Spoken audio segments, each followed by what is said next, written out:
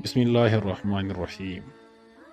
جب اللہ کی محبت کی بات آتی ہے تو ہم فوراً یہ سوچنے لگتے ہیں کہ ہمارے پاس کھانے کو کتنا ہے، پہننے کو کتنا ہے، ہمارے پاس کتنی گاڑیاں ہیں، کتنا پیسہ ہے ہمارے پاس، کتنی بڑی جاب ہے، ہمارے کتنے اچھے مارکس آتے ہیں۔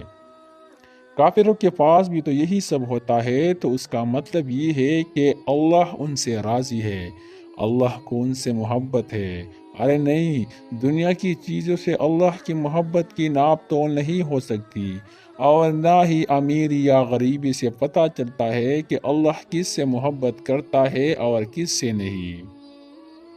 آج میں بتاتا ہوں اللہ کی محبت کی نشانیاں۔ پہلے، جب اللہ آپ کو گناہ سے دور کر دے، یعنی آپ کے پاس گناہ کرنے کا موقع بھی ہو، لیکن پھر بھی آپ کا دل اس گناہ کو کرنے پر راضی نہ ہو۔ آپ کے سامنے شیطان گناہ کا دروازہ کھول دے، لیکن آپ کا اس دروازے میں قدم رکھنے کو جی نہ چاہے، صرف یہ سوچ کر کہ میرے اللہ کو یہ پسند نہیں اور میرا اللہ میرے اس کام سے ناراض ہوگا۔ اللہ کی محبت انسان کو بہتر و باکردار بنا دیتی ہے۔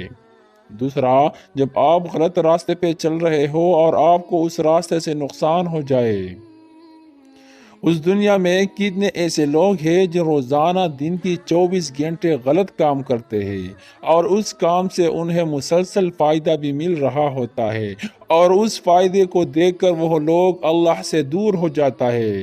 حالانکہ حرام کام میں منافع صرف آزمائش ہوتی ہے، لیکن اللہ کو جن سے محبت ہوتی ہے، اللہ انہیں کبھی حرام راستے پر پڑنے ہی نہیں دیتا۔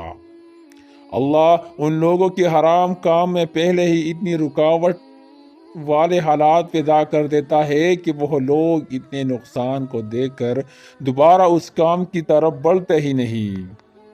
تیسرا، جب گناہ ہو جانے کے بعد آپ کا ضمیر اور دل آپ کو ملامت کرے کہ اللہ کی تمام نعمتوں میں سے سب سے بڑی نعمت گناہ کا احساس ہو جانا ہے، اور توفیق میں سب سے بڑی توفیق توبہ کی توفیق ہے۔ گناہ ہم سب سے ہو جاتے ہیں، لیکن ہم سب توبہ نہیں کرتے۔ توبہ صرف وہی کرتے ہیں جن کے دل اور ضمیر زندہ ہوتا ہے، اور اللہ انہی لوگوں سے محبت کرتا ہے جو اس کے رحم پر یقین رکھتے ہیں۔ چوتھا، جب اللہ آپ کو نیکی کی توفیق دے، ہر انسان کو نیکی کی توفیق نہیں ملتی۔ نیکی کی توفیق صرف ان لوگوں کو ملتی ہے جنہیں اللہ تعالی سزا نہیں دینا چاہتا، جنہیں اللہ تعالی جنت کے لوگوں میں دیکھنا چاہتا ہے۔ اس لیے اللہ ان لوگوں کے لیے نیکی کا راستہ آسان بنا دیتا ہے جو کہ اللہ کی راہ میں کوشش کرتے ہیں۔ انہیں اللہ نیکیوں کی چانس ضرور دیتا ہے، اور کیسے دیتا ہے یہ تو آپ سوچ بھی نہیں سکتے۔ پانچواں، جب وسائل نہ ہونے کے باوجود بھی آپ کی ضروریات پوری ہونے لگے۔ اللہ جن سے محبت کرتا ہے انہیں آزماتا ضرور ہے، لیکن پھر اللہ ان کی مدد کے لیے بھی خود ہی وسیلے بنا کر بھیجتا ہے۔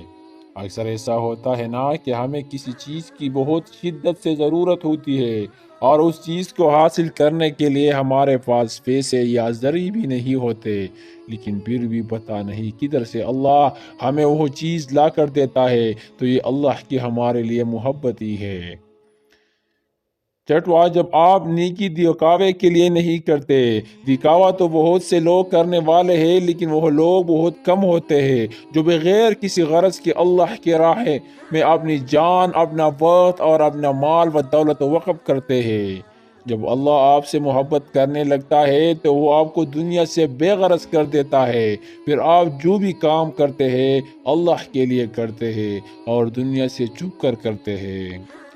ساتواں، جب آپ باقاعدگی سے نماز پڑھنے لگتے ہیں، جب آپ کو نمازوں میں مزہ آنے لگتا ہے اور سکون ملنا لگتا ہے، اور پھر اس مزے اور سکون کو بار بار جینے کے لیے اور محسوس کرنے کے لیے آپ شوق کے ساتھ جائے نماز تک آتے ہیں، تو جان لے کہ اللہ آپ سے محبت کرتا ہے، اور جان لے کہ وہ بھی آپ سے مل کر بہت خوش ہوتا ہے۔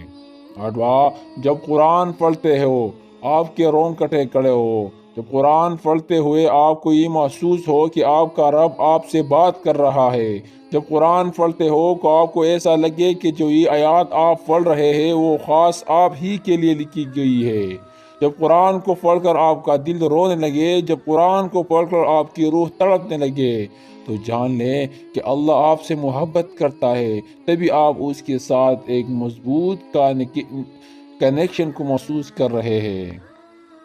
اگر ان تمام خوبیوں میں سے کوئی ایک خوبی بھی آپ میں موجود ہے تو جان لیں کہ یہ اللہ کی آپ سے محبت